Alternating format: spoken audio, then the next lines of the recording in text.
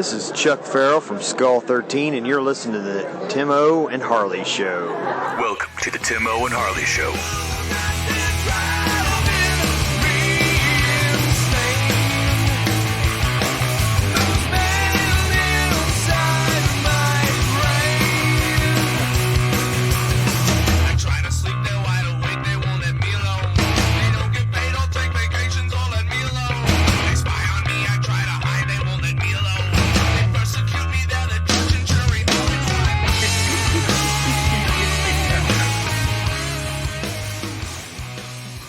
Thank you for listening to the Timo and Harley Show. I am Timo. Over there's my partner in mind crime, Mr. Ben Harley. Say hello, Harley. What is happening, people? Ben the Mad Hatter Harley. That's me. I'm always mad, Tim. I don't like tea, though. I don't think I'm a teetotaler, though. No, you don't think so? No. You don't wear a lot of hats either. You're not a hat guy. No. I like a good baseball cap here and there, but that's only when it's I don't think I've ever seen you wear a baseball. I've seen you wear a fez. Yeah, there you go. That's a mad hat, right? Your fez, Yeah. It's a hater hat, right? Oh, yeah. Yeah. Right. A lot of hate when I put that thing on. Absolutely. So it's probably because I'm giving a lot of hate. That's true. Same time. Right? I think you take a little too. I don't know how much we're all asking for, but you're taking a little. So I appreciate right. that. You might be taking some hate that was directed toward me. Thank you. Appreciate that. So. Not a problem, Tim.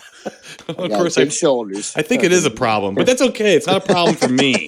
And that's what really counts, exactly. right? Yeah, right. So hello, deep thinkers out there too. So, hello, everybody. How you guys doing this week? Yeah, I hope everybody's staying good, safe, and being friendly and kind to each other. I'm not seeing any of you deep haters deep haters. There's deep haters and deep thinkers, Mr. Ben Harley. Yeah. So I think you're fans of the deep haters. Yes. But what we have here is a hate-free zone. So we don't worry about it here. What we worry about here is important things like horror movies and Bigfoot, right? So that's what we worry about. Oh, yeah. So yes. Important things in life, man. Yes. So, Mr. Ben Harley, let's get to it. Yes, I hear you have like a daughter who's getting married like in the next month. I hear you have you have so much money, it's causing you problems. Tim, I tell you, everywhere I turn, it's about money. I'm afraid to come out of the house anymore. I swear to God. People asking when for I walk loans. out the house, yep, waiting for me on the steps, man. Oh God, I swear, the damn car keeps wanting gas in it and stuff. Oh, bleh. Good Lord, Tim, I tell you, I just can't make that money fast enough right now. I understand. Well, listen, while you've been jet setting. And impressing the masses. We did have a wrestling show, Tim. Oh, did you? I apologize. Yes, I apologize. Yes, we had. Was it like a backyard one again? Yes. Yeah. Awesome. How'd that go? Yeah, really good, bud. We actually, I guess, I don't know if I should say privileged because we lost. Ooh, but ouch. We did. Genghis and I took on old Wiley.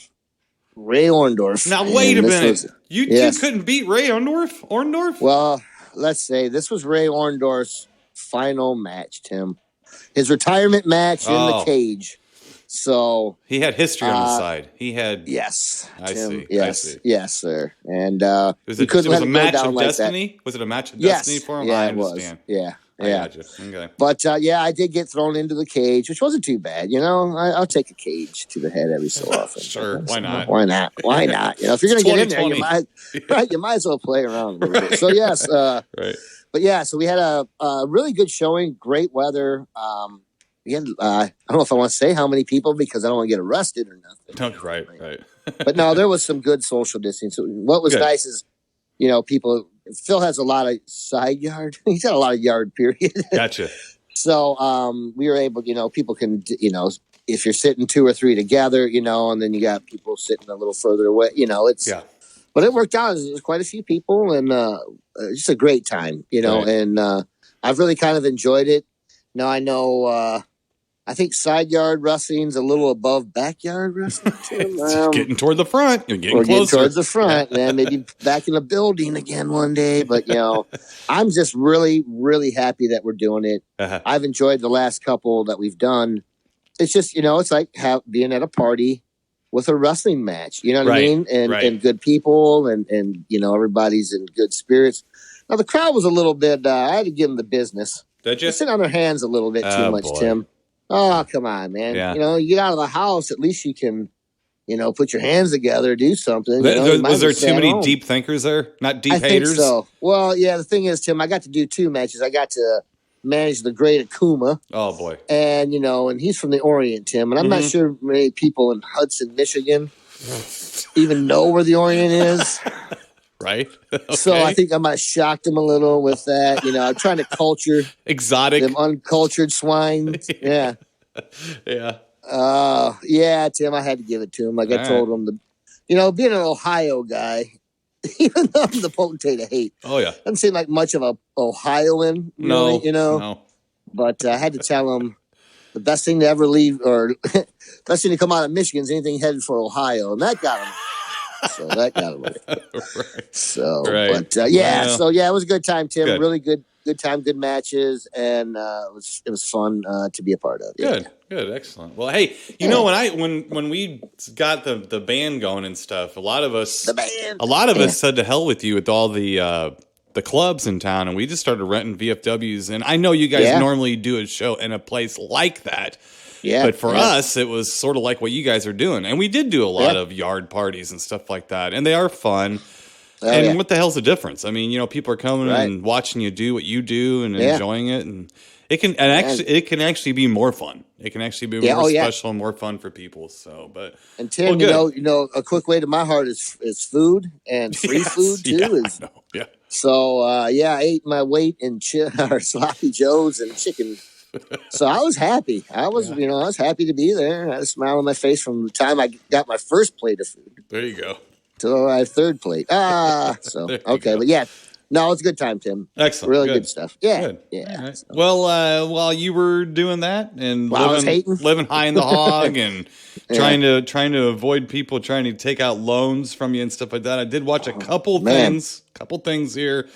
Let's see, and then we're gonna talk a little cryptozoology until we get to our initial film, because I loaded up on that stuff there. So, but real quick, wanted to mention a couple of things. First up, Mr. Ben Harley, from 1981, 1981, nice.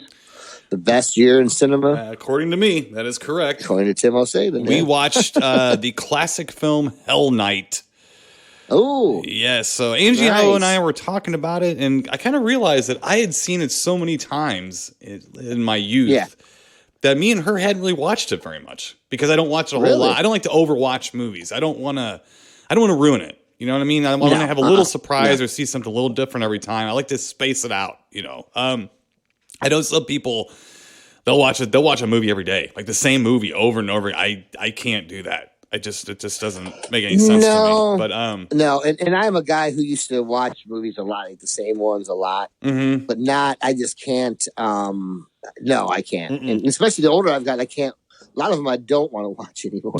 I mean, it's not that I don't want to, but I'm like, okay, I get it, and it's because I have watched it enough, right? But no, Tim, I think the way you space it out, it's a good, every couple of years. That's exactly. I mean, I try to, even movies I love to watch, like your favorite Jaws. I got to space it out a year or two. I want to get a little bit. I want to feel just a touch of freshness again. It's the only way to do it. Yeah. I was telling my dad about they were playing Jaws, at the theater, and his response to me was, "How many times have you seen that movie?" He said, like, "Well, how many times have you seen it?" Basically, do you need to watch it again? Right. And I'm trying to explain to him, but it's in the theater. Right. You can give a shit. Right. Well. Well, we had fun watching it, though. It is a good fun movie. It really is. Yeah, and sure. It's a fun ride. It is. I'm kind of disappointed, though. When we watched the Blu-ray that Shout Factory put out, it's a pretty bad transfer, and it's from a print. They can't find the negative, really? And some of it was like standard definition stuff spliced in. They were trying to put. I was like, wow, this is really rough for Hell Night. I didn't know that negative was lost. As a matter of fact, the DVD transfers seemed more stable. I don't mean they were high def, but the DVD transfers seemed more stable. So I don't know what's happened in the meantime, or they just couldn't track down the negative they were using. I'm not sure. So, but beyond that, that's disappointing to me. But beyond that, it was fun to watch. Another flick, Mr. Ben Harley, that I had to mention, had to talk about this. It's on Amazon Prime. Okay, it's from 1963. It is a Mexican film called The Invasion of the Vampires. Okay. Okay. Now, I'm going to tell you a few things about this because I want to entice you to look at this. Okay. First of all, I know it's Mexican, but it's dubbed. And I'm pretty sure it's dubbed and brought to the United States in English-speaking audiences by the same entity or entities or persons or person who brought us some of the Santo films and things like that. I'm saying this because I'm not sure the people who were translating this movie for the dubbing spoke a lick of Spanish. I think they just kind of looked at it's sort of like when you would look at comic books when you were little and didn't read it. You kind of made up your own story in your head. The word bubbles didn't matter. Okay, so I'm pretty sure that's how this movie went down. But the main character, Mr. Ben Harley, now remember, the movie's called Invasion of the Vampires. The main character is called Broomhilda Frankenhausen. I think I went to high school with her. Yeah, I think you might have, let's see here. This movie was sort of like a slow, plotting, black and white Mexican horror movie. It really is like Santo without the wrestling. I mean, that's what you get with these movies, and I enjoy them. They're like old European films to me. Sometimes they're a little more quaint than those, but I have a kick watching them. I get a kick out of it. They're fun. They're funny, and But this movie, Mr. Ben Harley, I had to write this down because this movie had the worst bat on a string in history, and by that I mean the best. Yeah. As I say, you love them bats on the string. It was the size of a dachshund with bunny ears. Bunny ears. Exaggerated bunny ears, Mr. Playboy bunny ears, okay? Oh, my God, yeah. Muppet-like realism, okay? I'm pretty sure, and I'm not kidding you, I'm pretty sure it had button eyes. Too. Oh, no. Yeah, it was very plush. Googly eyes? Did it have googly eyes? No, just button stationary eyes. Oh, okay. Right. And it gets into a duck and cover fight with our dashing young hero. He's in a room and it keeps getting wheeled back and forth across on the rope it's on, back and forth across the set, and he just keeps ducking for a long time. And then it finally gets on him and tears his face apart. His face gets all bloody and stuff. And he starts fighting it. And I'm telling you, Harley, it really looks like the Muppet Show gone wrong. It starts biting into his neck. Anyway, you have to see this. You have to, while you're printing or something. Again, write it down, 63? from 1963, Invasion of the Vampires. Yeah. And it's a good one to print because you won't care what's going on through a lot of it. And then all of a sudden, you'll see the bat. You'll know.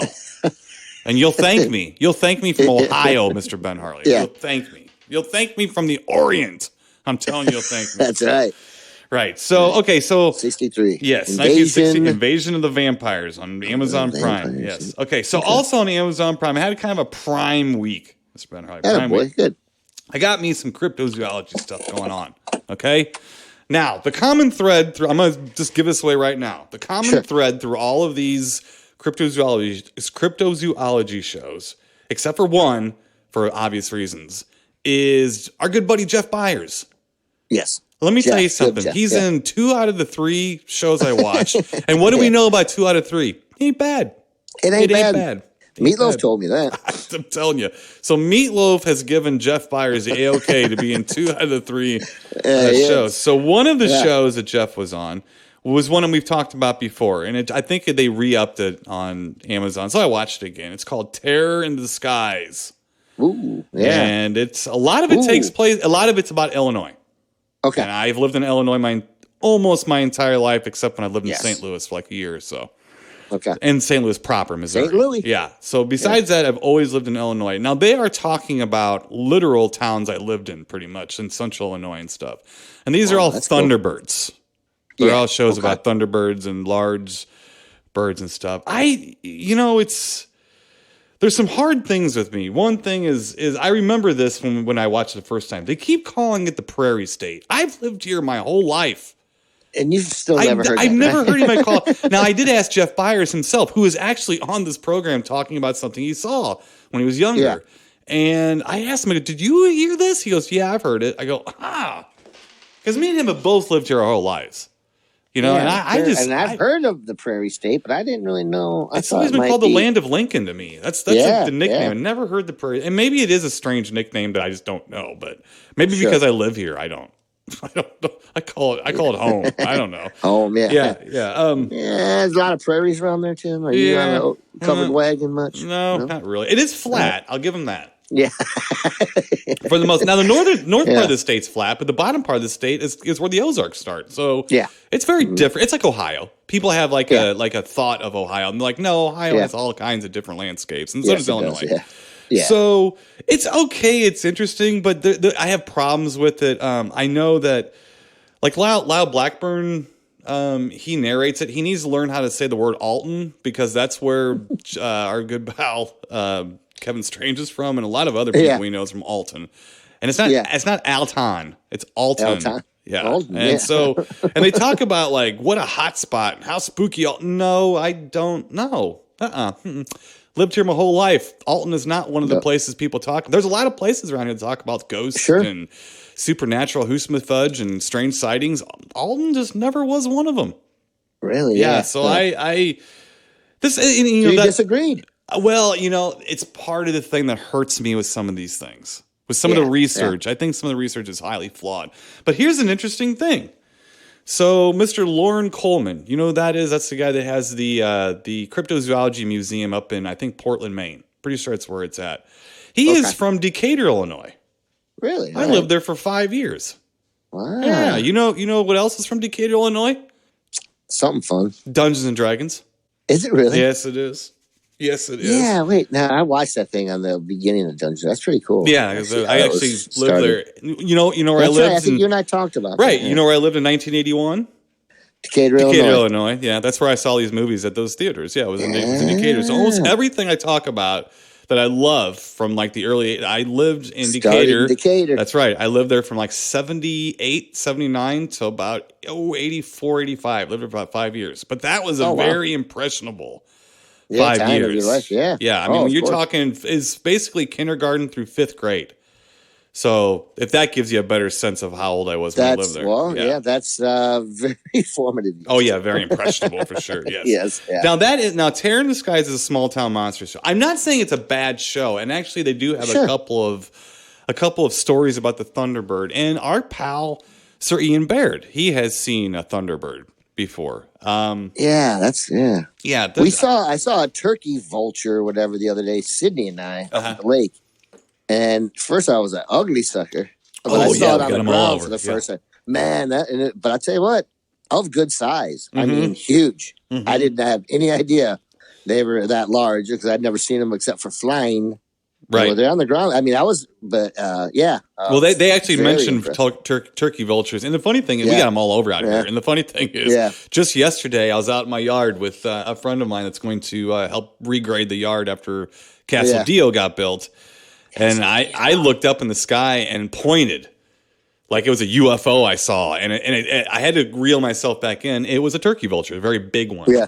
And I pointed, I was like, whoa. He goes, oh, it's a big turkey vulture. I was like, oh, God, yeah, you're right. It took me a second. I'm like, yeah, you're right, it is. I was like, ooh, at first I thought it was a Cessna crashing. Yeah. Oh, yeah. Yes. I mean, that thing, they leave a shadow on the ground. Yeah, man. Like, they are big. Believe it. Right. Yeah, so like, I've never been that close to one on the ground. We were pretty close to it. Right. It didn't like us much. But they're nasty creatures. Out, which is, yeah. So I'm glad it just didn't come try to peck our eyes out. Oh, God, no. They're mean, and they're mean, and they're fighting machines. You don't want to be around them. But they did talk a little bit. I do like this show because I got no problem with the thunder. I mean, the pterodactyls, well, maybe they don't exist anymore. That's a little stretch for me. But no, like a giant bird or thunderbird. No, I can definitely I don't see what's hard to believe about that. It's no. Now, what Alton does have was that Alton. Yeah. Alton, what they did have was the Alton Giant, who was Woodrow, or I can never remember the guy's name. Everybody knows it in this area except for me. But Alton had the Alton Giant, who was you've seen him before in pictures. I mean, you would come up to his waist.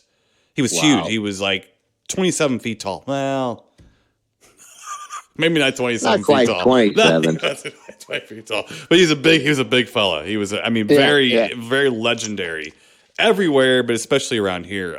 He was huge. So why couldn't there be a bird that had that kind of? I don't have any problem with that. We have genetic disorders and everything that cause giantism, right? Everywhere. Yeah. And so no problem with that. So that's very easy for me to watch and be wowed by. And I did hear this story. There's a real famous story about a kid who was a 12-year-old kid that was playing in his yard in central Illinois, right where I lived, basically, during the time I lived there. And he got picked up and carried across his yard. There was two of them. There was two of them that flew up, and they attacked these kids, and one of them grabbed one of the kids and pulled 3 feet off the ground for about 15 feet. So it's realistic. It wasn't like, he carried it for 9 miles. It wasn't like that. Yeah. He went up 6,000 feet for 9 miles. No. He grabbed him by the talons, picked him up for about 3 feet off the ground for about 10 to 15 feet, which is scary enough, all right? I mean, I never had that happen. No. But what was weird is Lauren Coleman was telling the story. What was weird is the kid, that family, I mean, this town had like maybe, I don't know, like 500 people or 1,000 people in the town. Okay. And I mean, tiny. And they just were completely, made fun of. That was it. After that, they were the bird guys. They were, like everybody made fun of them for the story. The poor kid, 13 years old, was a redhead. And Lauren Coleman said he interviewed him like 2 years later. The poor kid had gone white. His hair had gone gray. Yeah. From stress, from being, ridiculed. He didn't ask for this. Whatever happened to him, he didn't ask for it. So now if you think of a kid that size, and you've seen the turkey vulture, you know what that turkey vulture could probably pick up Sydney and carry her at least for a foot or two. Yeah. If he got his wings going good enough, Mm-hmm. Yeah. So, and that's why I worry, like back in here behind our spot and here at the shop, and I almost got taken out by a hawk because they come down. We got a lot of the chipmunks that like to run across the area back there, and they'll come back there every so often looking for them, Right. I could definitely, see that, Tim. And I've seen some pretty good sized birds, but nothing the size of like a condor or anything. But I definitely could believe in that. Well, that's kind of what a lot of what people explain with these thunderbirds. Yeah. It sounds like a big condor. That's what it sounds like to the researchers and people that are taking the stories and everything. It's funny because like out here we have Snowy, our cat. And he's just an outside cat in the woods, and people are actually shocked. They're actually shocked he's still around. People that I know, they're like, "How does he still around like that?" Because cats don't last out here. It's not because of other quote animals. It's mostly because of owls and stuff. They swoop down, they grab them, and take them. Everything. It's just they swoop down, they get him. But he's, I don't know. He must smell bad. I don't know. Who knows? Or he's just that tough. He just punches them. He punches them out. He knows when they're coming. Judo kick. Yeah. Right. So I watched that show. So that was interesting to go back to. Now that was Small Town Monsters. So then we have another Small Town Monsters on the Trail of Bigfoot. Now this is a 2-parter. Okay. That's also on Amazon Prime. So the show's called On the Trail of Bigfoot, 2-parter. The first part's called The Legend. The second part is called The Search. Now the Legend is kind of more intense. They're both about an hour and a half long, maybe a little bit longer.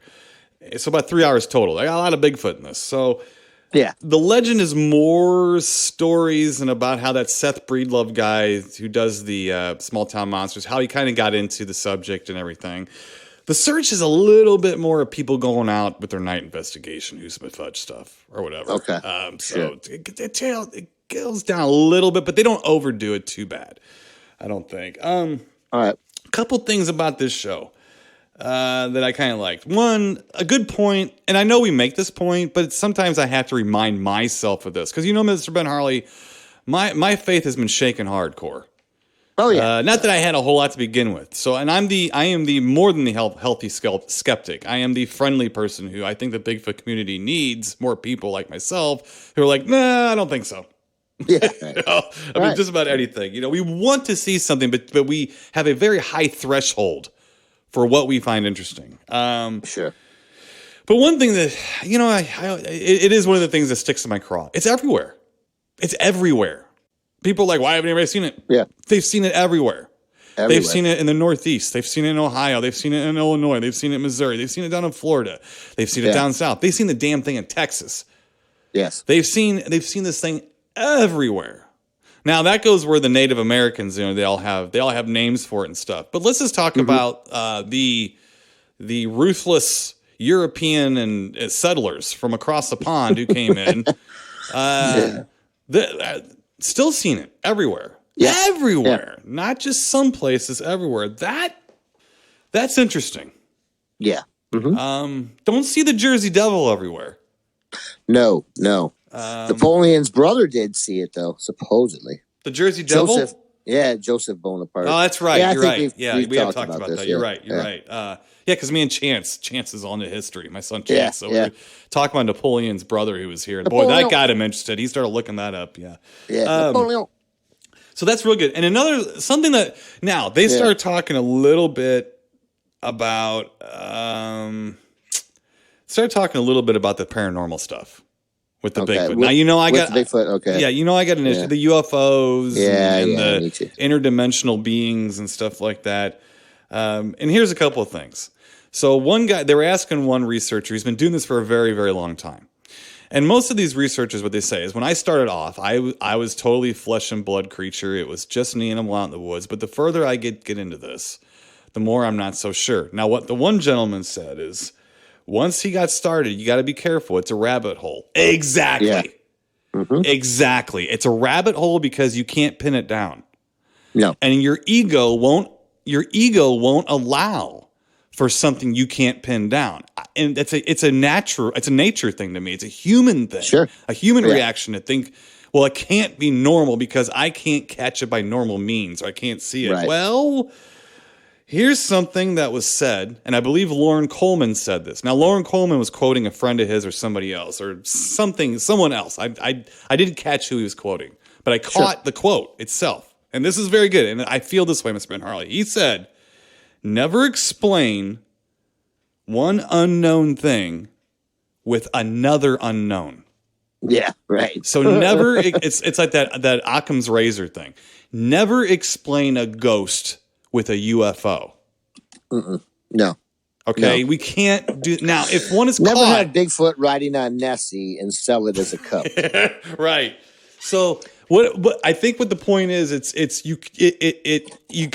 we need to discover this thing and understand what it is before you can make those assumptions and stuff. Now, so that was interesting. And you know what? This show actually, I have to admit, I thought it was okay. It was long-winded. I didn't get a lot out of it, but there wasn't like much new footage or nothing like that. Okay. So it's like, well, not so sure. I don't know. But I found this to be an honest documentary, and they did give the paranormal people a voice, but clearly were rebutting it at the same time. I think we need more shows, that are a little bit more truthful about the subject. Everybody that's going out there, everything they see, that's Bigfoot. No, it's not. I'm sorry, man. Even me, I'm just like, no, it's not. Right. How do you know? First off, how the hell do you know? And I'm so tired of being told. You know what I mean? Show me what you're seeing. Say, man, this is pretty interesting. I don't know what this, look at this. And then let me make my observation. But I'm tired of being told, oh, this is Bigfoot. Right. Now, and then try to swallow the whole other fact of the paranormal on top of it. I just can't. Right. And I don't know, Tim, I've seen some paranormal stuff that I really can't, I can't understand, or I can't really, I've tried to debunk. Right. I've had some experiences, but I'm not going to link it with Bigfoot right now. You know what I mean? And Tim, this might sound so maybe short-sighted of me, or I don't even know how you want to put it, selfish or whatever. But and you and I have talked about this. I want to believe, and I do believe, that this is a flesh and blood character. But I want to believe that too. I want to believe the fact that this thing is just something that we have not discovered. Well, we have. But people have seen it, but we just haven't, And there's no documentable proof. Yes. And I prefer, and I don't care. That's me. It's my opinion. To think that it's a flesh and blood animal that is smart enough to stay away from us, is, could be intelligent enough to not be seen or not to be found.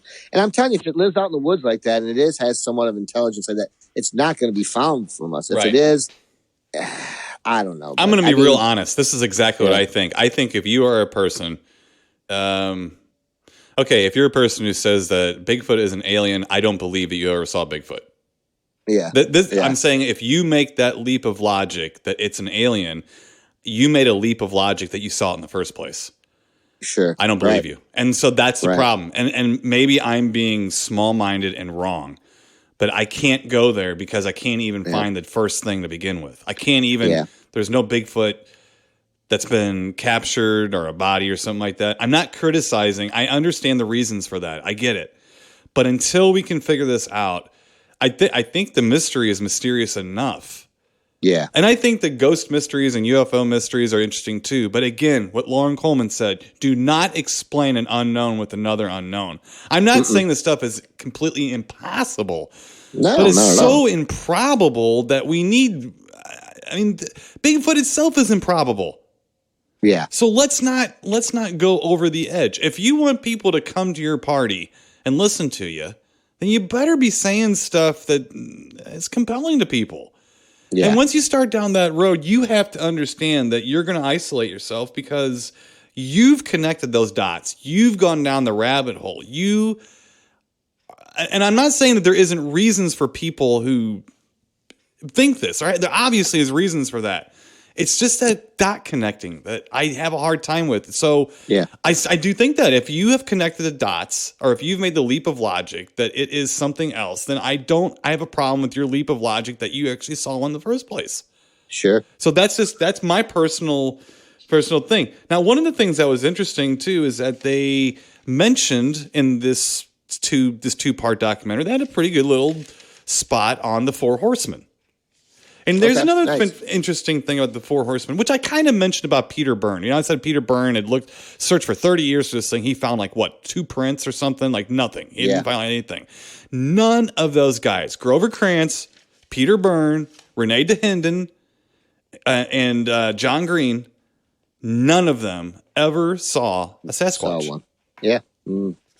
Never saw one. They never did. Nope. They spent their lives looking and talking to people who did, but they never saw one. And I find that to be very fascinating too. Me too. Now, and their perseverance through, through it to me is great because,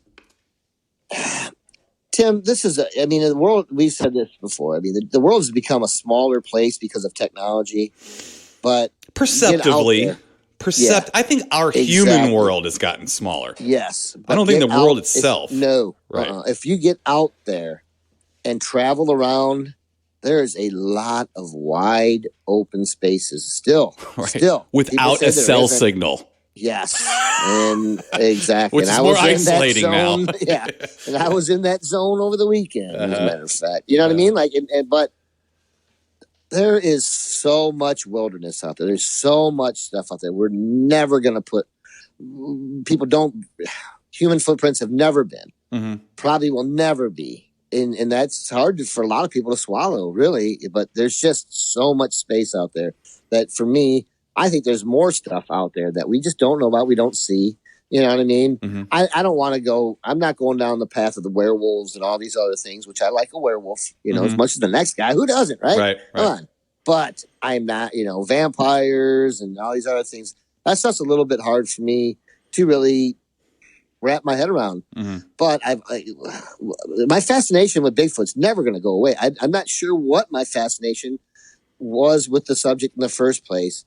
But I'm going to tell you this, as a kid, and I said it before, I grew up, it was a belief, man. I saw it was in a book, man. We talked about, watched Leonard Nimoy talk about it. We've seen footage and the Patterson film and stuff like that. It wasn't like, this thing's not. To me, it was real, man. It was just a real creature. There were books written about it. There was many, many, many people telling about their eyewitness, testimony and things like that. So I've always had the belief in the thing. Right. I just think that over the years, it's just, I don't know. I'm happy that it's got the light shined on it that it has, right. the subject. But man, people are just taking it to the point where I don't know.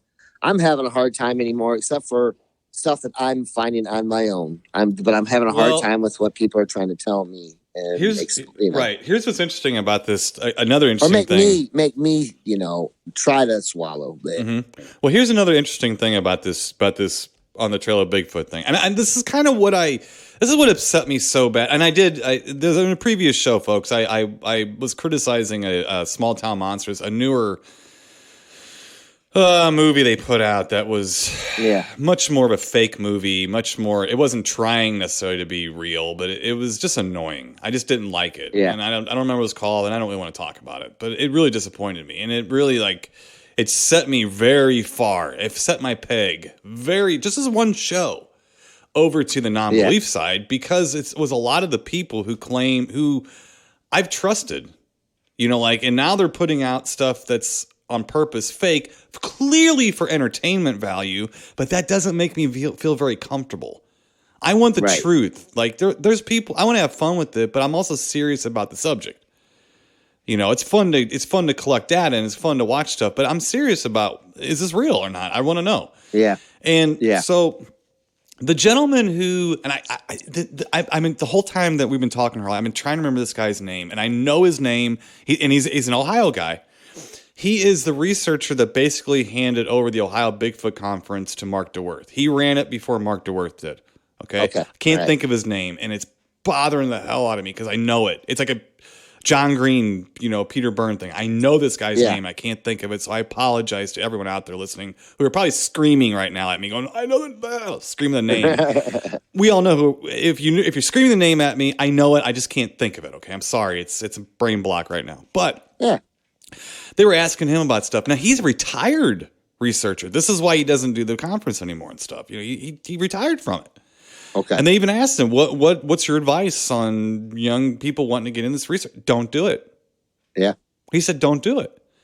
And they asked him, they said they were talking about the paranormal stuff. And this guy took all of these from a long time ago. He is a pioneer of Ohio Bigfoot research.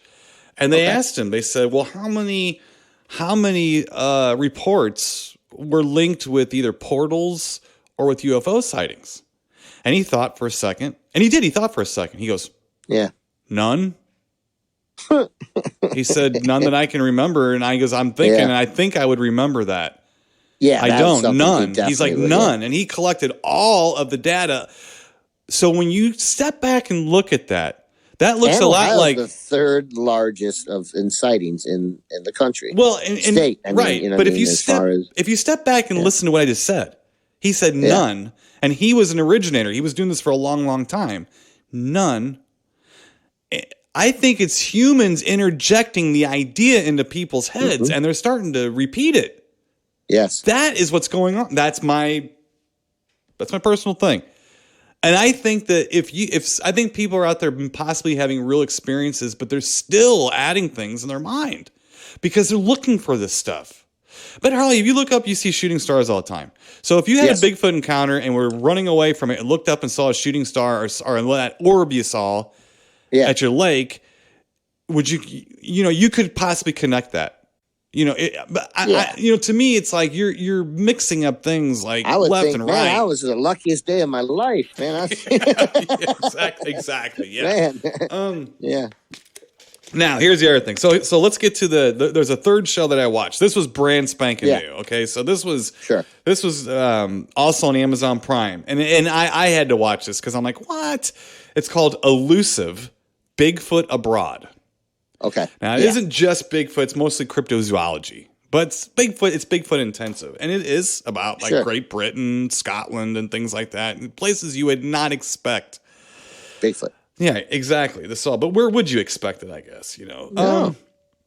I wanted to mention Toledo, Ohio.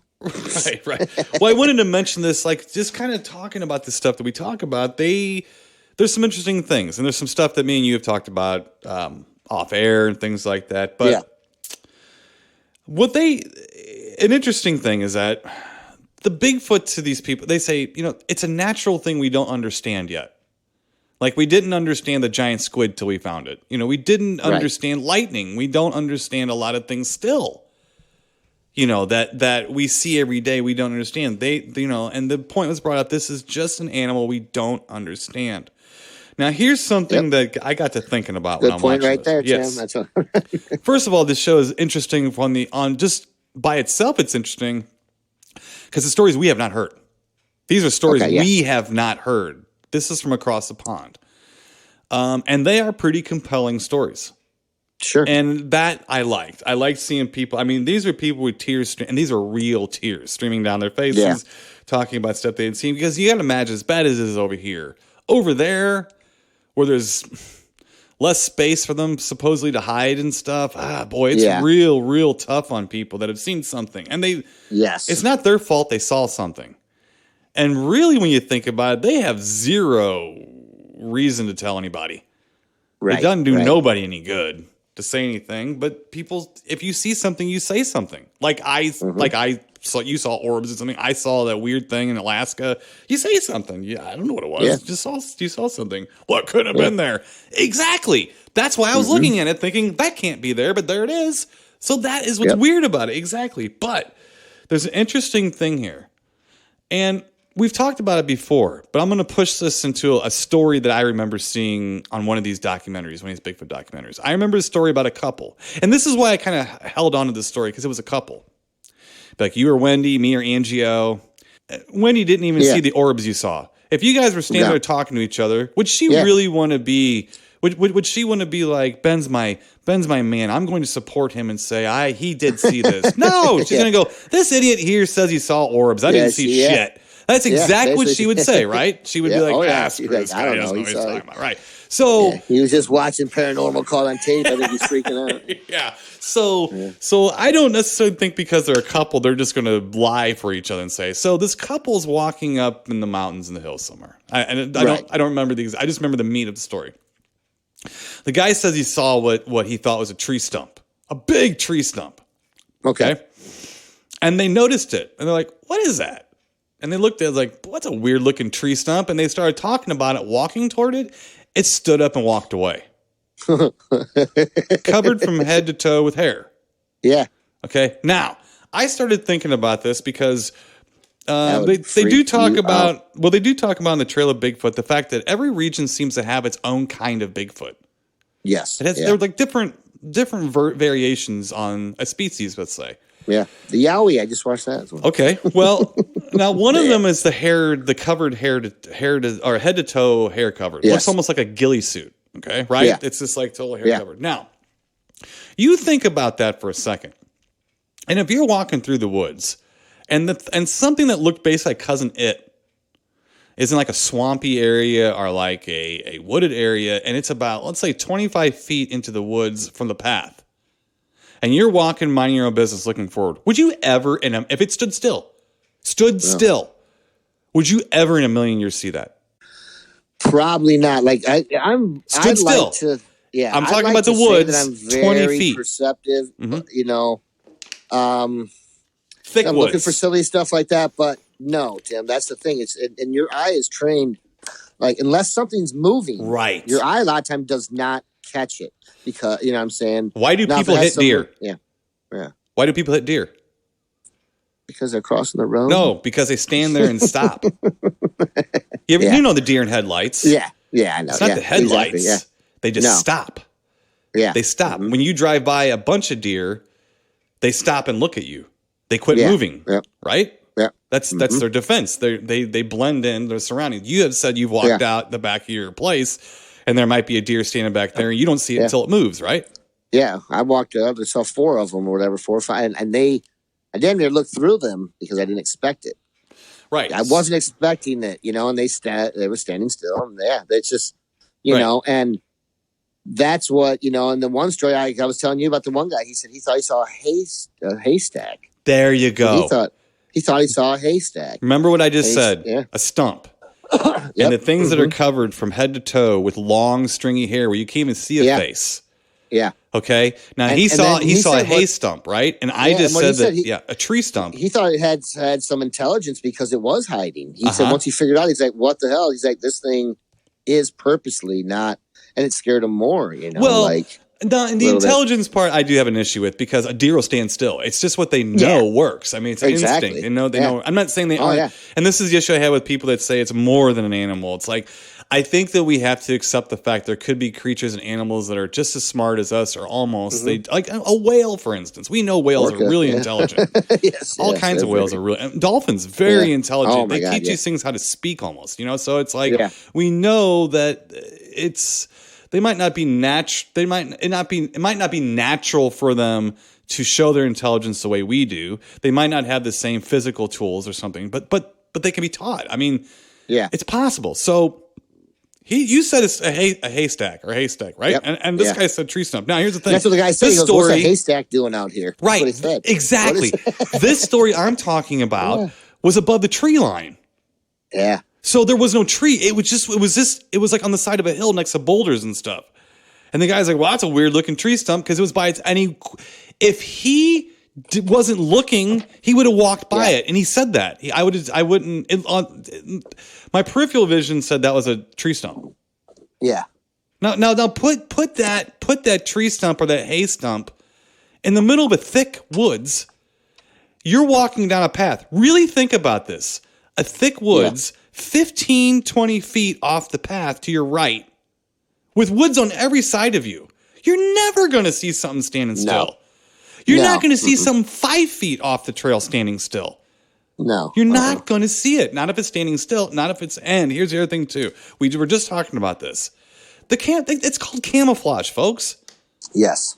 I mean, animals in animals in nature have cloaking devices. They have, and I'm not talking about Star Trek, right? Jesus, light. I was hoping you were. No, light. We all know that things have fur and skin that can change colors or run. And lizards. Everything can do this. So, and we were talking about, me and you, just 20 minutes ago, or maybe like a half hour ago. We're talking about the hair that was discovered that had some properties to it that affected light that hit it. It shimmered in an odd way. Bizarro. That was one of the most bizarre. Well, it was the most bizarre hair sample I'd ever seen. Like, as far as like, wow, what is that? Like, right. It changed. Yes. So let's say this thing has almost hair. Translucent. Too. Right. Let's say this thing has hair from head to toe, long hair, like cousin-it hair. And that sounds silly until you think about there's dogs that have hair that hang over their face too. They can see through it somehow. They just have a way to see. I mean, so let's say that's what it is, and it has this hair that the light hits it and it shimmers in a certain way. That it's not easy to see around other things that light's hitting. They don't stand out. They don't stand out. That's the thing. It's like you can have them all over the place. They don't stand out. So it's interesting how I waver back and forth on this, Harley. Because like on one hand, I'm telling the people with the paranormal stuff, like, look, stop it. Stop it. We don't even know where the hell it is. On the other hand, I'm telling the skeptics, but some of the shit that you're saying there's easy answers for, and they're all around you in nature. It's not like we're making. I'm not explaining an unknown with another unknown. No, and that's what I'm saying. I refuse to. But there is enough knowns. You don't need to do it. No. And if it's true, we'll find out someday if we can catch them. If not, we're not meant to catch them. No. And so be it. And good for them. And good for them. And good for us for having mystery left in the world. Right. And Tim, the older I've gotten to, I've never really wanted one. I don't want to see one get shot, and it's like the older I got too, it's like, could you shoot one of those? I mean, if you saw one and you had the chance to shoot one, would you? I mean, I don't think I could, man. I don't think I Here's could. the thing. One of the stories on these shows I was watching actually had a guy that had a rifle pointed right toward it. Yeah. And he said, look, it's just a chance. It's a person in a suit. Yeah. If I shoot it and it's a person, I have to live with that. Even though he probably would not get thrown in jail for that. No. I would hope not. I would hope that. That's a very difficult. Boy, wouldn't that be something to see that trial? But what I'm saying though is that I would not shoot it because I would think that it might be a person in a suit. But to be frank with you, I've never been in that situation. I'm old enough now, and I've had odd situations that you don't know how you're going to react until you're there. But do I think I would shoot it? No, I don't. Yeah, I just don't. You're right. I mean, I just don't think I could shoot it. But I don't think I could shoot anything. Well, that me too. I'm not. I'm not a hunter. I mean, I could shoot something coming after me. But yeah. Well, if someone's coming after your kid or something, you could shoot it. Oh, my God. Yeah. I mean, if something like that, if you had to defend yourself, it's still, I'd rather do it without having to kill someone to stop them. But still, and you're right too, unless you're in that position. Right. You don't know. But yeah, it's like, I think to myself, and I haven't thought about it a lot, but many times, I guess, over the years, would you want it to be caught like that? Mm-hmm. Would I want it to be shot and killed? And I guess, would you feel that much better because you can be vindicated? I don't know. I actually would, as long as it wasn't me shooting it. And I'm just being completely frank and honest about that. Being as hypocritical as you want, as long as it wasn't me shooting it, I'm totally for it. I don't want to do it myself. Yeah. Right. But I'm totally down with it. Look, here's where I kind of came. This is like the simple conclusion I came to. A whole week of watching these things, which is cool because I haven't done it for a little while, and it kind of refreshed me a little bit and got me a little more. I got my chest out a little bit. Maybe want to sit on my balcony a little bit, look out in the woods a little bit more and stuff. But we need to stop.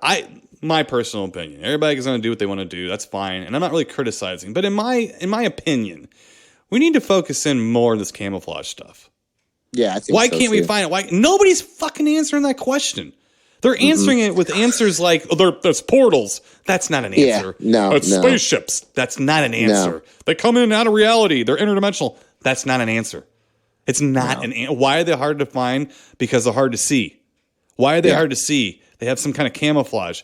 But there's different ones. Exactly. How are these things doing this? Are the ones up in the Pacific Northwest that are bigger and more ape-like, are they just so far out in the middle of nowhere that they don't need as much camouflage so their hair doesn't hang down over their face? These are the answers I'm looking for. These are the answers first of all, we need to get back to some of the basics. Yes, really. That's what I'm saying. We just need to get back to the basics. Yes. We've become frustrated. Yeah. We've become frustrated, I think, with the fact they're so good at hiding. They are indeed the hide and seek champions of the world. They are indeed that. Yes. Yes, they are. Right. Well, how much footage and or photographs do we see where person didn't even know they were there until they went back years upon years later or something and saw something in there, or like they took a picture and then they didn't until they got home and developed it. What is that off in the distance? I don't know. It looks kind of like a human type figure or shape because you didn't see it when you were there because it didn't move and it blended right in like it's supposed to, And so it's just so many people.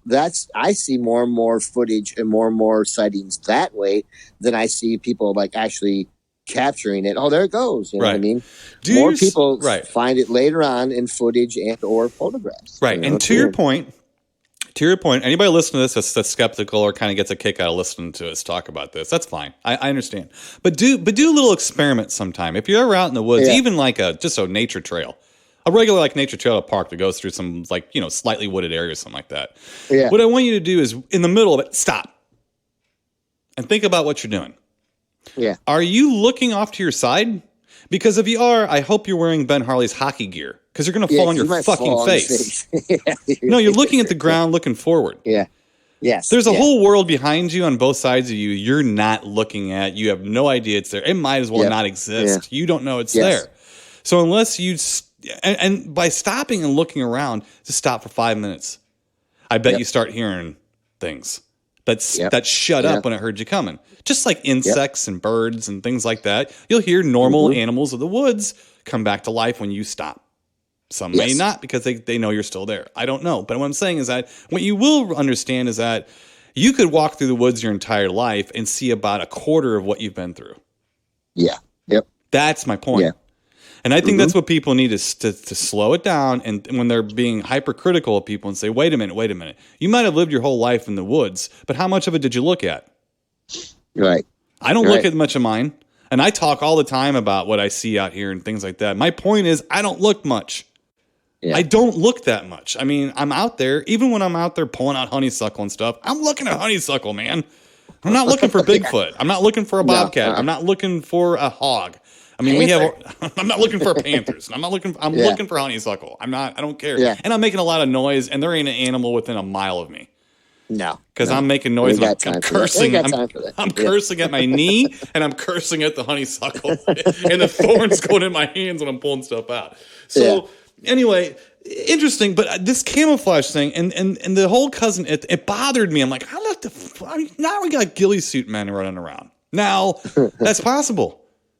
It's also possible that there are people in ghillie suits. I don't know what they're doing waiting on above a tree line in a mountain for someone just to happen by. But I mean, it is a natural possibility. It's a physical possibility. And we have to look at that too. But on the other hand, we also have to look at, okay, so if this thing is covered hair to toe and it doesn't move, it does not look like a creature. It looks like a pile of yarn. Yeah. Yeah. Okay, so what do you tell me? You tell me and stuff. So very interesting. And I'm getting a little more on board, as much as I'm off board with a lot of stuff, Ben Harley. And you probably got frustrated with me a little bit. But as much I was a little upset. I was a little sad, a little hurt. Right. I know your heart's in it, Tim. I mean, and that's what I like. You and I over the years we have good discussions about it because and I'm still I'm still a total believer, but I just, I'm really getting tired of some of the stuff. It's really kind of bummed me out a little bit in the last, last couple of years. And then I was speaking to you a little bit, I watched that thing about the Yowie, whatever, Australians, Bigfoot. And I thought, man, this is going to be really interesting. Man, Australia is huge. Just got a lot of stuff. No, snooze fest. Yeah, I saw it too. It was boring. Yeah, I didn't even mention it. Yeah. Snooze fest. Yeah. So I was just and it wasn't telling me anything that, the same thing with these guys. Well, this is that. No, I am interested in some of the nests that they find. So that stuff's pretty interesting. Some of it very interesting to me. Some of it not so much. Right. Now, now that could be human. I mean, that did that. I mean, there's a lot of people out here could be a poacher. Well, who knows? I don't know. Or another animal. But, we just don't realize. Animal. Or it could be a natural occurring thing. Because I see weird things like that out here. Yeah. I'm telling you how we're going to walk around my woods. And we've done it before. We're going to walk around a different time of year. And you're going to see stuff and be like, wow. And it's going to be kind of disappointing to you. But you have to understand this is what you need. Healthy skepticism. You need to open your eyes and find the truth no matter where it takes you. This is hard on people these days to do that. They have their own fixed idea of things. And if things don't support that, they'll find some place it does. And it doesn't necessarily mean it's the truth. It just means it's being fed to you because you're absorbing it and you'll pay for it and you'll want it. So, but that's all I'm saying. And so you are a person who has had probably one of the most impressive UFO stories, and you weren't by yourself when you were a kid. Yes. And you were driving real quick, driving down the road with some friends. There's a beam of light hit the middle of the road. You were out in the country or somewhere going to a friend's house. You drove through the beam of light. It permeated through the car, and time slowed down and sped back up again after you drove through it. That's a really quick way of putting it. And you don't make the connection between Bigfoot and UFOs, and you find that to be you find it odd. We were out there in the woods. We were. I want to keep the different studies of Bigfoot separate. Yeah, just separate. I don't want it's not. Look, I'll come to you people with hat in hand and be very apologetic when we catch one and find out they can beam in and out of existence and stuff. I'll be the first one saying, you know what, you guys are right, but you still didn't do it the right way. No, you still didn't do it the right way, but you're right. That's fine, and I will be the first one to apologize and say you're right. I don't think I'm going to have to ever do that. That's just my point of view. That's just my thing. Right. So, and still, all the credit to the world to the people that actually go out there and look, who believe this stuff. Yeah. Credit to them for going out and looking. That's fine, But please keep your head on your shoulder, and please try to bring back stuff that the common man can wrap their head around. Please. Yes. It's hard enough, man. It really is to, and I don't have anybody that really makes fun of me or anything. I have a lot of people that are really, they're always sending me pictures or talking to me about some stuff, but some of them might just be trying to be nice as well too. But, I'm always ready to defend it. Like, I'm ready to rock. You want to, we can talk about it, and we can still have a conversation about it. And and a good conversation, right? Well, I take because I know Wendy sometimes gives me the business because I try to explain stuff to her, and she just I can see her just glazing over. Right. But I think she also still kind of gives me, like. Well, she's not exactly like a nature expert, though. No, not even making fun of her on that. You're just not going to connect with someone who doesn't No. Nature to them is what they saw in Winnie the Pooh. Yeah. I'm not just saying her. I mean, a lot of people. No, a lot of people. We are a city-dwelling society. You know? I mean, that's just all there is to it. And I'm trying to get away from that a little bit more too. You know, and I have in the last couple of years been outside a lot more, which is good. And I want to do, some of this research, and I have of the sightings in Ohio. And I would like to actually go and do some day tripping. And we've talked about this too before, and I will as I get a little bit older and have a little bit more better finances. Yeah, you know, we'll do it together. We'll do it together when things calm down. It'll be a lot of fun. Yeah. So, but you know, Tim, I'm glad you did watch that though. That sounds like a lot of fun, actually. Right. You know? Well, and it did make me want to think. I do think that we need to focus in on the camouflaging. How are they so hidden? You know, we don't really answer that. We just kind of give a little bit of lip service to it and then move on. It's an alien. It just came out of a spaceship. No, that's a shortcut to thinking, man. Come on. It's like, okay, so even let's say it's an alien. It's still hiding. Right. It doesn't. How does it do it? I mean, I don't care if it's a demon from hell. How does it do it? I mean, you know, what is it doing? Let's not even say how. What is it doing? Is it allowing the light to hit its fur? Or hair, I should say hair. It's not fur. It's supposedly hair. So is it that? Is that okay? Or is it just, we just don't see it. And we don't understand how much we don't see it stand still. I kind of think that's what it is. I just think it's very simple that it's, over the years, it's become camouflage like deer or anything else as it ain't moving. People see squirrels because they're stupid and run around all the time. They're nervous. They can't sit still. So it's what we see squirrels all the time. If them sons of bitches stood still on the side of a tree, you'd never see them. It'd be rare. And Tim, and I've gone out in the back because sometimes they'd be waiting for me, wanting to eat. And they'll be hanging from places or sitting somewhere. And you're like, oh, geez, there he is right there. Right. You had no idea. Right. He's like 5 feet from your face, looking at you, hungry. But he hadn't moved, and he's just sitting there. You know what I mean? And they are also camouflaged to tree trunk color and stuff absolutely. Like that's what that. I'm saying. You know? Right. They're part of nature. That's what they've survived this long by having that special ability to do that. And why on earth wouldn't something, you know, I mean, it's almost like when you start thinking about it, you get to the point, it's like, did you just ask me how something in the woods is not seen? Yeah. Did you really ask me that? Because if you take a picture of the woods or a forest, it does not look like Winnie the Pooh. No. It looks like a bunch of trees. And within those trees, it's like taking a picture of the ocean and saying, well, it's dead. There's nothing there. I just took a picture of the ocean, a huge part of the ocean. I didn't see one thing live. Just water. No. It's just water. Just a lot of water. Yeah. It's just water. But no, see, it's under the water. Right. Yeah, exactly. So it's really simple, but at the same time, it's like, you know, well, people go in the woods all the time. Yeah, they scuba dive too. Yes. That doesn't mean they see everything. That means they see what's in front of them.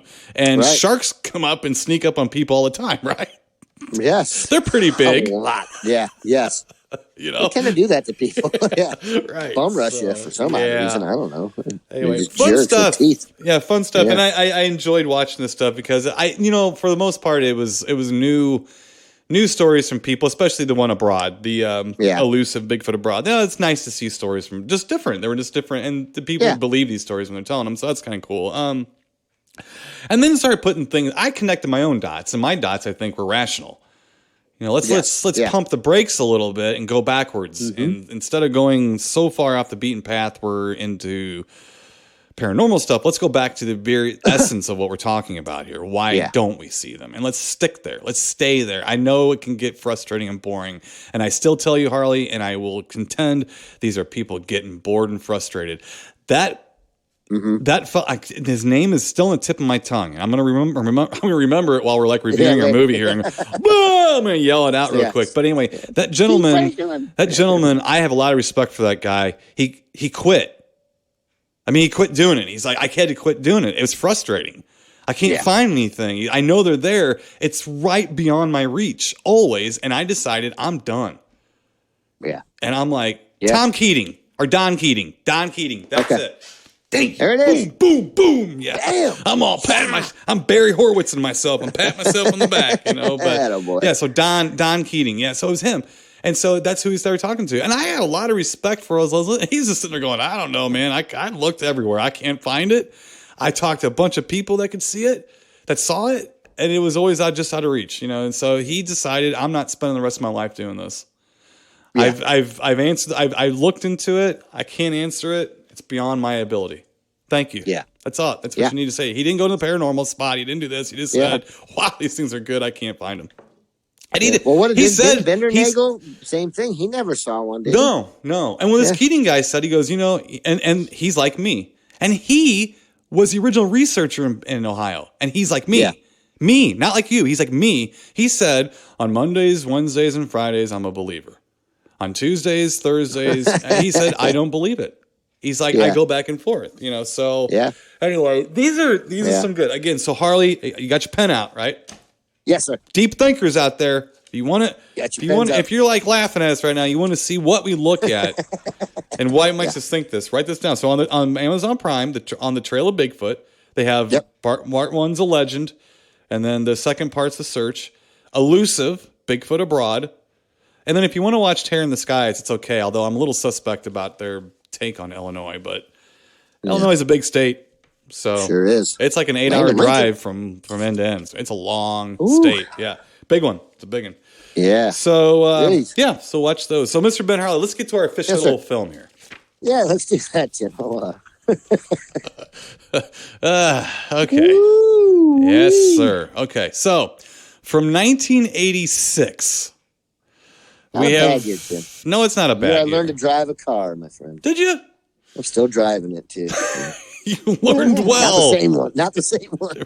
Right. Yeah. We have the movie Vamp. Vamp.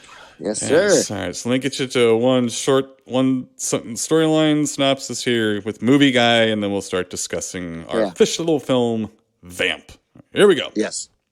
2 fraternity pledges travel to a sleazy bar in search of a stripper for their college friends. Unaware, it is occupied by vampires. Yeah. It's early dusk till dawn. It's very dusk till dawn. Yes. Kind of a cross between Fright Night and From Dusk Till Dawn. Yeah. With a lower budget than either movie, I think. Yeah. And so what we have here is Chris Makepeace, who plays Keith. He was from My Bodyguard and Meatballs. He was more of a child kind of star. That guy, as soon as he came on screen, now I've seen this guy a bunch of times, but it really dawned on me. I looked over to Angie. I was like, he is an exaggerated Mel Gibson. He looks like Mel Gibson. If you're drawing a caricature of Mel Gibson, it would be Chris Makepeace. No wonder he retired from acting. Yeah. So, I did like My Bodyguard, though. Not too bad. Film. Yeah. I liked it when I was a kid, and I saw that in the theater, actually. Did you? Yeah. Mm-hmm. Meatballs wasn't bad either. Kind of enjoyed that. No, not too bad. Yeah. We also have Robert Russler as AJ. He was in Weird Science Thrashing. Yeah. He was in Nightmare on Elm Street Part 2. You've probably drank with him. He does a lot of conventions. I think so, and I like him, man. I actually do. He's a real. I don't think I've ever actually, if I've talked to him, it's been in passing. Everything I know about Mr. Russler, he's a very nice guy. That's what I've. Is he? Yes, cool. He's very, very cool dude. He does a lot of shows, very outgoing with people. He's one of those guys. He enjoys doing it. Yeah, Lance Henriksen. I liked him. Yeah, I liked him actually in Weird Science too. He's good. He's just one of those guys. Yeah, And so, so Keith and AJ, Chris Makepeace and Robert Russler, they're buddies. And yes, they go to a strip bar. Well, they first are in this fraternity, like a pledge thing that's really bizarre at the beginning. Yes. That's almost like they're being hung or some kind of something, and it's all a prank, but a little weird. It is weird. Then they actually kind of say, this is a little weird. How about we get you a stripper? Or no, they say, we'll do anything for you. Let us, you guys want to have a party or whatever. Let us get you something, and then they pick a stripper. Robert Russler kind of uses his charm and wit to try to talk him out of hanging him, basically, and getting a hooker and getting drunk instead. It sounds good to me, actually, but Oh, yeah. That's a smart move on his part. Right. So they don't immediately get there, though. They stop off for coffee or some bullshit. Somewhere, and then they run afoul of some street thugs, led by Billy Drago. One of the creepiest all-time character actors ever. Right, that guy could crack a mirror. Yeah. You know what I mean? Yeah. He's great. He was great. He was a great bad guy. Oh, yeah, man, great he's bad great. guy. The Untouchables. Yes, oh, he man, is. Yes, he is. Yeah. So Smarmy is the day is long, dude. That guy is a creep. And if they couldn't make him any creepier, they did in this film by making him albino, right? Oh my god! Right, exactly. Yeah. Oh wow! No offense, albinos. He just seeing Billy. You know what? Seeing him as one is creepy because he's not. You know what he looks like, and that kind of throws you off. Yeah. Oh man. Yes. So they go there. They get into a sort of a fist fight. Yeah. They get into an altercation. Yes, Robert Rustler and Chris Makepeace too. Yeah, with his gang a little bit. Yeah, and it's kind of not the toughest gang of all time. Not the toughest gang, I wouldn't say. So then they go and they pick up their other friend Duncan, played by Getty Watanabe.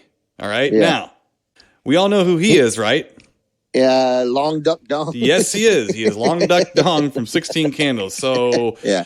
I had to think for a little while, could they have this character in a movie today? Could they? Because he seems a little stereotypical. And and Getty was born in Utah. So it wasn't like a transplant or anything. But then I watched, I'm like, you know what? No, he's just a nerdy nerd. We need to stop this stuff. He's just a nerd. He looks like a nerd no matter what. It doesn't matter. And he's really good at it. He's really good. His character is basically to get friends. Is he has all, he has cars and stereos. He's got some money. He's got money, so he has all the. He puts on parties to have friends, basically. Right. So they come to him because they need a car, right? And he needs friends, so he basically tries to negotiate people's friendship with his money and things he has. Yeah. So he knows these guys aren't as nerdy as his regular friends, so he wants to hang out with these two. Right. So they end up at a weird seedy strip club, as it said, and they run in. One of the waitresses is Dee Dee Pfeiffer, of all people, and she knows Chris Makepeace and Robert Rustler from like their high school days. They don't recognize or remember at first, and that's a silly subplot. It doesn't really matter that much.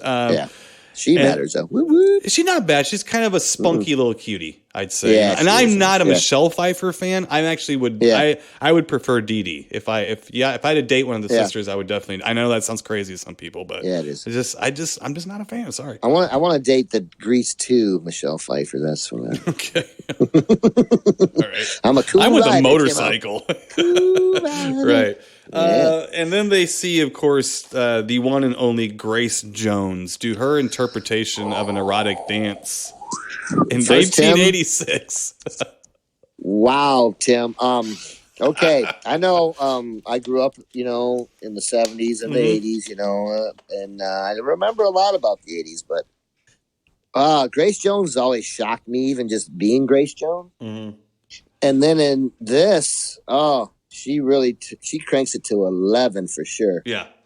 But at first I thought it was Marilyn Manson. Is that Marilyn Manson? I didn't think he was that old. Right. And there's the I don't know what that was. Yeah. I had about the same reaction as like the guys in the club, like after her dance was done, really kind of. Right. Except I didn't clap for her. I kind of just sat there guffawed, like. Yeah, it's. I can send you a picture of that too, Tim. Well, thank you. Yeah. There's some weird maneuvers, weird moves in her dance. Weird, Tim. She looks like she's painted white too in it, man. She's like, and then she has like this stark red hair, and then oh man, there was nothing. I mean, well, now Tim. Well, I think she was supposed to be. She wanted to give homage to Daryl Hannah's character in Blade Runner. That's actually true. I think that's what it was. Yeah, that's what she was trying to do. Well, that's kind of what it looked like. But it didn't really. I don't know, man. I was shocked. Yeah, that was the most shocking part of the film for me. I felt. I don't know. I see this. I mean, I don't remember. I was like, no, I don't. I'd have felt awkward back then in the 80s. I'm awkward feeling now. Right. Watching that whole. Well, I think she made the whole cast and crew awkward, especially when she was asking if anyone had seen her vibrator on set and things like that. Apparently she was like walking in with like her entourage, which included like Andy Warhol. Oh, really? And people like that. Did she say one word? No, she didn't. There's no dialogue in the movie at all for her. No. If you go down the artsy fartsy like road, someday some people are going to look back at you in 1986 and be like, I don't know if that's artsy or just awkward and just bizarre, just for bizarre sake. Well, that's what in honesty, a lot of art, that's what it is. It's trying to push your buttons a little bit. And sometimes people are just good at pushing buttons as opposed to drawing. Yeah. Or opposed to really doing anything. They're good at look, here's the thing. I am not, let's just put this out there. I am not a Grace Jones fan of her music, of her. I don't hate her. I just, she's a David Bowie to me. She is a female David Bowie. I'm not, I mean, I like Bowie. I actually like Bowie a little bit more. I like his Ziggy Stardust stuff and things like that. I like the Ziggy Stardust. Yeah. I do too. But I'm not gravitated toward his bizarreness. No, I don't gravitate toward it. I find it interesting. It doesn't offend me. I'm not really offended by anything, really. But I'm just saying, like, and Grace Jones, she didn't offend me. She was just like, you're acting funny. You're acting weird. Weird. Yeah. The whole thing was weird. Yeah. So basically, the whole place is a bunch of vampires that are trying to keep Grace Jones happy. Yes. Yeah. She's like the ringleader. Everybody vampire. that works there. Yeah. Yes. The people that work there. Right. So, and the one guy, I do kind of like his character, though. Like the guy who runs the manager Vic? of the strip club. Yeah. The old Sandy Barron, the actor Sandy Barron. Yeah, I like him. Yeah, he's good. Yeah, I do too. Yeah, and he's good in it, you know. Mm-hmm. Yeah. But there's just some weird, bizarre stuff in it that I'm like, you know, and I'm not a, you know me, I'm not an 80s movie soundtrack guy. I think most of, me neither. 90% of the stuff is bad. And even movies I like. You know, it's that 80s soundtrack, electronic stuff. It's funny about how probably 50% of the great music I love came out of the 80s and you never heard it. You heard it. You heard it. Mm-hmm. Some of it, at least. I heard some of it. Yeah. You know, but it wasn't stuff they were playing in movies and radio and stuff. No. It was this stuff. Mm-hmm. It was the weird punk stuff and metal stuff and even weird country stuff that you just weren't hearing. And this is what you were hearing and seeing, by the way. Ooh. You know, when artsy fartsy goes mainstream like it kind of is in this movie, it's no longer artsy fartsy. It's silly. No, it's silly. And people don't recognize it until it's too late, you know, basically. And I think that's what's happening here. Yeah. Now, and they also kind of like allude to a little bit more during the movie that there are vampires outside too, not just in the club, but like in the. They're all over. You know, they're all over that area of where the club is. It's in a bad part of LA, I think, and they're and there's and the street gang guys. They end up kind of being vampires too, right? I mean, all of they end up not being vampires. That's right. They get accosted, don't they? They get attacked by vampires. That's right. Yeah, that little vampire girl. Yeah, which is kind of funny. I think he goes, "So what kind of gang is this?" or whatever. They all come after him. Yeah. But yeah, Tim, there's and I'm sorry to mess us up with the Grace Jones thing there, but that was an awkward scene. Mm-hmm. So, anyways, they take what's his name from Weird Science. Mm-hmm. He gets to go to the back with Grace Jones. Yes, because he's the Harold Hansen pants in the movie. He's the good looking. He's a ladies' man. Yeah. And like I said, they're still trying to score a stripper. Right. And so he's going to go ask her basically if she wants to. But then she starts to do some funny business with him. Oh. Huh? Yeah, so he gets bit. He gets bit and killed. Gets killed, built and killed by her. And so then basically at that point, Dee Dee Pfeiffer and Chris Makepeace are kind of like getting to know each other a little bit, trying to figure out what's going on, kind of make friends. And then they're trying to find Robert Russler. They kind of leave Long Duck Dong, Duncan in this movie. They kind of he's having a good time. He is. They just kind of leave him be. He's just out in the club being goofy and shoots a pool. I think at one time he shoots pool or something. But no, they just kind of let him do his comedy thing a little bit. Seems right. And then it does go into kind of real mild version of From Dusk Till Dawn. Real mild. They're trying to, when they finally find Robert Russler again, he's vampired out. And then he kind of happening to that Makepeace guy. Things just keep happening to him over and over. Bad things, you know. Getting chased by the gang. Right. And he won't listen to old Dee Dee Pfeiffer. And she tries helping him. Remember, they go to that like apartment building, which is kind of a really weird type scene too. Like I'm like, this place is I've been in some creepy places like that though. I'm like, right. This place is kind of creepy. I don't know if I want to be in this apartment building. But I think that apartment building's kind of run by the vampires too, I think, right? Or something. And they try to go, where are they trying to go find somebody at that point to they think that they took Robert Ressler there or something. I can't really remember. I don't remember either. Yeah, it's you know the problem with the movie is that it's empty. Yeah, it's like there's things there, but it's a prime example of it just doesn't hold up.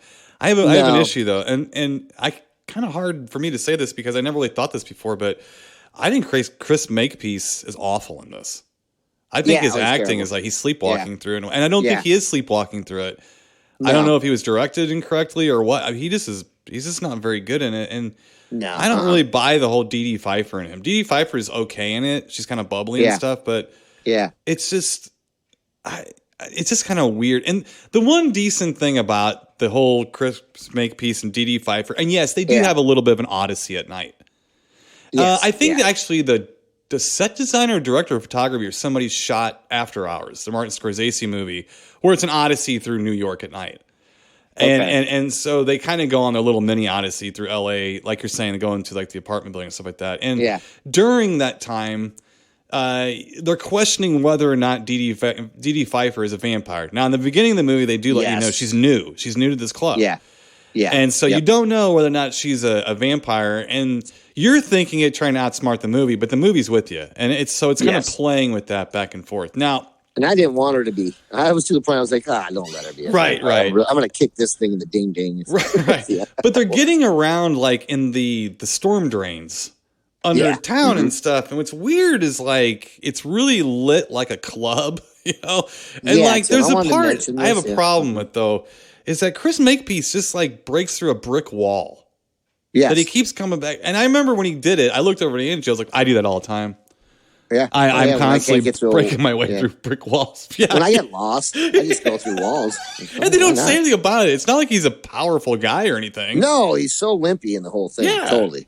I don't know why they had to show that. Like, I was beyond like, what is this? What's a brick wall? And he goes through it. A vampire come bust through and that. How does he know where he's going? No, he doesn't. Yeah. And it's so weird because that was my whole thing too, was like when they're walking, down in the sewers and then they're out on the street. I think they had 3 or 4 lights. They had a green one and a pink one. And I forget what other color they had, but they used them a lot through the whole movie. Like, okay, this is supposed to be a bad part of town, Tim, too. I've been in good parts of town that never were lit like this. Much less bad parts of town that, like you said, it looks like it's kind of, and the thing was for me, it reminded me of like, what was one of the Batman movies that Joel Schumacher, I think, directed. Oh, it was a Batman like Forever? Neon. Yeah, it's like neon. Yeah, you're right. No, you're right. But the lights, it was like, so it didn't make me, I wasn't scared. Like when they were out on the street, it didn't make me fearful at all. And, I've told you, I said my favorite 3 colors are green, red, and blue for horror. Right. And a lot of it's from, it's used so good in Suspiria and all that. Yeah, Argento was good at that. Yeah. Yeah. This was, and I could see what they were trying to go for, but it just didn't have that effect at all. It just made it, like you said, I was like, man, they got a club. They must have a club down here in the sewers too. Yeah. Right. Like, is this still part of the strip club? Like, right. I don't know. Yeah, the director, weird. Richard Wenk, his name is. This was like his first movie, I guess. Now, he directed another movie that I thought was okay. In 2002, there was a movie called Wishcraft. Not Witch. Wishcraft. That I thought was an interesting little movie that came out. It was sort of a direct-to-DVD movie. It was a little bit better than the other stuff. So that was the only other thing he ever directed. Now, as a writer, he's written some of the Equalizer movies, The Mechanic, the Jack Reacher, The Expendables. So he's more of a writer, I guess you say. And he did say that he's not a horror movie guy, and that's apparent. That's very apparent, and because it starts off as a comedy, completely like a comedy, but it never settles into any kind of real horror comedy. No, it's very awkward comedy mixed with awkward horror. There was an effort, I think. This is my perception of it. Me and Harley were very, very in tune with this movie was made for us. 1986. This was made for you and I. I was 13. You were probably 16 or something. Yep. It was made for us. And the thing is that there was a lot of pushback against the early 80s slasher films. Anything from Halloween, like the Friday the 13th movies. To those people then, they were very violent and very gory and and they thought they were ruining kids. But the problem was, I think that as you got into the 80s, we went into a time where it was very criticized. And so they were trying to make these movies that we would go watch, but they were trying to soften them. And they would soften them by using comedy and cutaways. Yes. There's no scare. It's more like a fantasy, like a comedy fantasy. Jump scares. There's no real. The makeup's pretty. Like when they go all vampire, they have like Fright Night type of like bat face kind of like demon bat face vampire. I like that look because I like a monster. So like from Dusk Till Dawn, I think the vampires in that movie look really good. I'm not a vampire guy because most of the time it's a real handsome guy who has maybe sharp teeth, who seduces a woman, and it's like, well, that could have been sex. He didn't have to bite her. The thing is, it's usually kind of, to me, boring. It's not a monster. This is just metaphors and symbolism, and I get tired of that stuff. So, with this, they do turn them, and the makeup's good, so because they do get into like monster vampire, but they don't do much with it. It's not. It isn't scary at all. I think in Fright Night, there was some fear to it. Oh yeah, for sure. It was made well, totally. And it was trying to be a little softer. It was trying to throw the comedy, and you knew the main kids were going to be okay, and stuff like that. And that's Fright Night's 10 times what this film is. And this movie's trying to be something like that. Yes, exactly. And it had the elements. It does have the elements. It's just, and then what's his name's character comes back. Yeah, like you were saying, he's kind of vampired out, but they have a really awkward buddy conversation, and that's when then he stabs himself with the thing to kill himself, and he stabs himself with this thing that would take you. Oh God, Tim! It would take me running from one end of the room to impale myself as fast as I could on this thing. You can't just jam it up yourself. Kill yourself like it goes right through you. Right. Stuff like that just takes me out of it. And I know it's stupid. I'm watching a vampire movie, but I'm just like, oh God, come on, please. And then Dee Dee Pfeiffer and what's his name? Make Love. What's his name? Chris Makepeace. Yeah. Makepeace. Yeah. So they're basically still trying to get away. They end up setting the bar on fire. Yeah. Right? They end up, because they're going to turn themselves in and let them kill them, but they have one last request. They want to have a drink. Right. So they make a real strong drink, and they pour the drink everywhere and light it. That's kind of silly. Of course, too. the whole place is going to catch on fire then, and there's just some really weird stuff. There's a lot of Las Vegas talk too. They want to move. Yeah, the manager guy wants to move the club to Vegas because that's where they can really get some victims, I guess. Because that's really what they're doing. They're just getting victims for Grace Jones, and they're picking one out.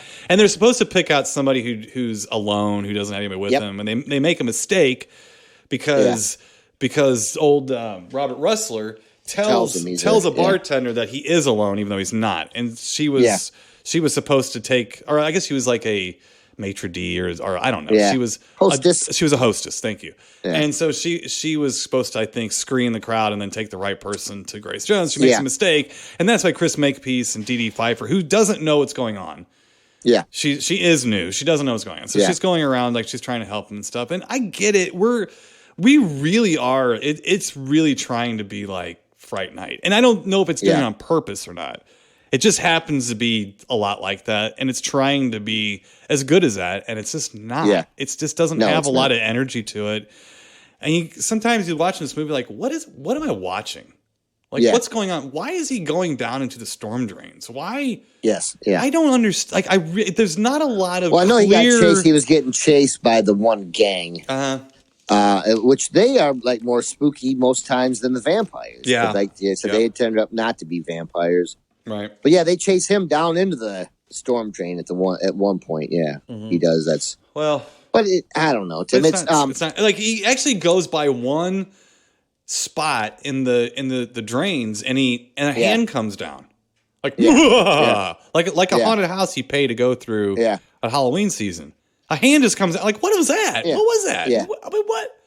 I think I don't know if that was supposed to be one of the gang members. I think again, and then but he goes down there and there's a guy out of nowhere, and some old guy, and then that old guy's he's eating a rat. He's talking to him, and he just eats a rat. I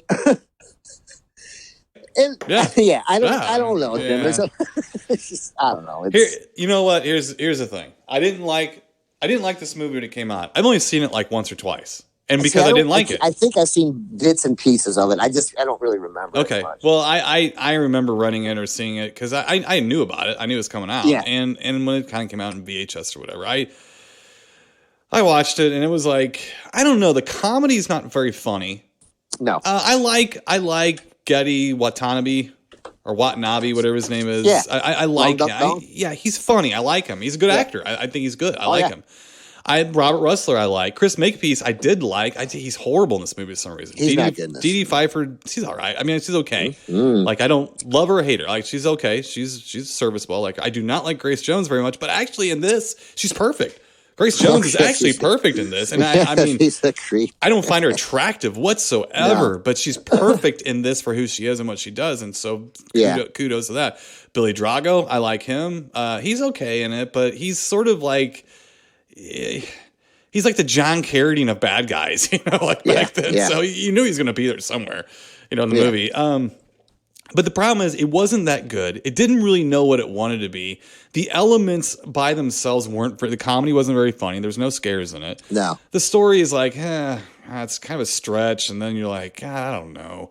But the problem is we have all this. And then the kiss of death for me is it doesn't even hold up. No. It doesn't even hold up. Like, even with those strikes against it, it doesn't hold up. To the point where it's a curiosity because it was kind of a fairly well-known film, but now you know why it disappeared. Failed. Yeah. It just disappeared. I mean, it was like, it's a bad movie. I respect the effort, but yeah. My kind of movie, I guess, from back then was okay, but this to me reminds me of what went bad with the Friday the 13th franchise and Halloween and all that stuff. Yeah. It's representative of that. It's a softening of horror by trying to use comedy, and some people just didn't know how to do it. Sure. And I just think it went too far, and I don't, as far as trying to mix up things and make it palatable to a general audience. And that's not what horror is. It's a genre. Right. Yeah. I don't know. Unfortunately, Harley, I'm on Vamp. I just don't like it. Yeah. I didn't like it then. I don't like it now. I don't hate it. Yeah. It doesn't anger me. It's disappointing and a little frustrating. Some of the elements I thought would make this better, and I just don't like it. And Robert Russler coming back as a vampire doesn't even work very well for me.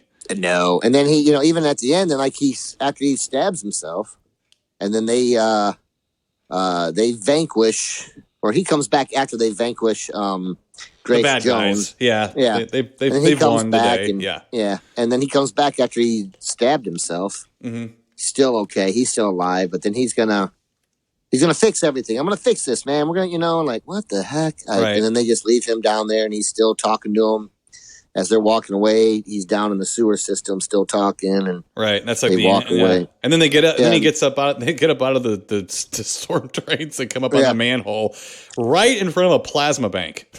Yes. That was not on purpose. That was actually just happened to be. It was not on purpose. They just actually happened to do that. And here's the other thing. If you watch it real close, they have a kiss and they walk away, and all of a sudden you see people in cars start going by. That's because right off camera, the cops were holding back. The cops are holding back traffic and people, and they could only do it that long. So as soon as they start walking away, that's real. Those are real people going, thank God, I got work to get to, and stuff. They start driving by. Get out of my way. Yeah.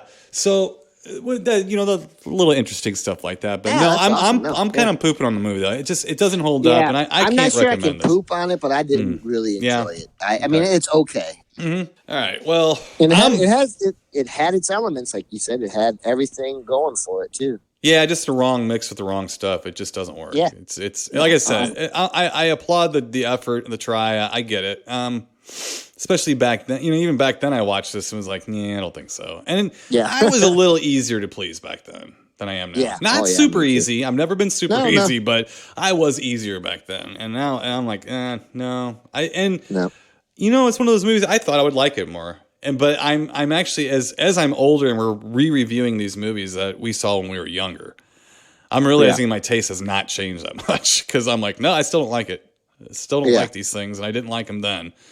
So hopefully it will stop me from going back and watching Jason Takes Manhattan, which I know it won't.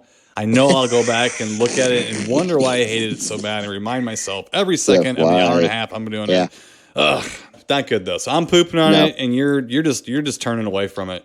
Yeah, You're washing your hands of the whole washing ordeal. I felt like I needed a shower after Grace Jones' performance, man. She went all out. She went all out. Well, let's get out of here, Mr. Ben Harley, on that note. Okay. And I guess next week we might be doing another of the Blood Island series movies. I know we've been talking about doing it, so we might try that. So let's do that. We don't know. If not, we'll do something completely different because it's really up to us. It doesn't matter. That's so right. very soon here, we will be doing another one of the Blood Island movies. And people are like, what the fuck is a Blood Island movie? Just wait and you'll hear. Just wait, yeah. Yes. Mm-hmm. Well, till next week, all you deep thinkers, be good to each other, be safe, and stay spooky. And we'll talk to you then. Keep it creepy, people. You've been listening to the Timo and Harley Show, brought to you by ScreenPrintingFactory.com. Your affordable one-stop solution to all your screen printing needs.